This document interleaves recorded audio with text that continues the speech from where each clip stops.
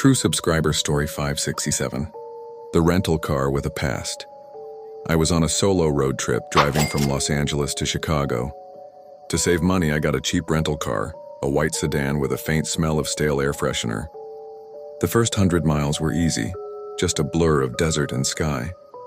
I was grateful for the car's working Bluetooth, but when I tried to connect my phone, I saw a device already paired. Jess's iPhone. I tried to unpair it, but the car's system just said error. I sighed and turned on the radio. A few hours into the trip, my phone buzzed. It was a text message. It wasn't for me, though. It was a group chat message from someone named David to Jess and Michael. It said, "Where are you guys? The cops are looking for you." I realized my phone was somehow receiving texts meant for Jess. I ignored it and kept driving. A minute later, a text from Jess came through.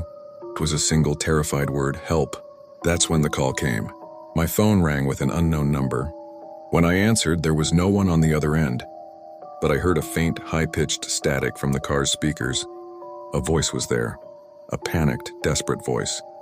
"He's here," it said. "He's in the back seat." I slammed on the brakes. I looked in my rearview mirror. Nothing. The voice stopped. I was shaken. I pulled over and tried to unpair the phone again. I tried to shut the car off, but the voice started up again. This time it was a woman's voice, calm, almost soothing. "It's all right," she said. "Just drive, don't look back." I turned on the radio, but the sound was still there. The voice was telling a story now, a story about a person who fell in love and then something went wrong.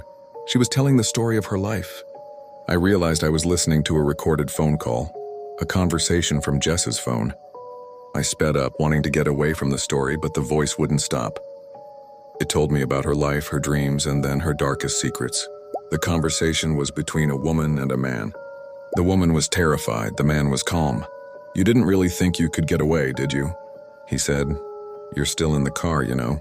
The woman started to sob. "No," she said, "I'm in the trunk. The car's still moving, I'm still here." I slammed on the brakes again. I jumped out of the car, my heart pounding in my chest. I opened the trunk. Nothing. But a single text message appeared on my phone from Jess's number. It read, "You should have kept driving. You're going to get us both killed." The car's radio turned on and I heard a single haunting song that sent chills down my spine. Do you ever wonder if the car you're driving has a passenger you can't see?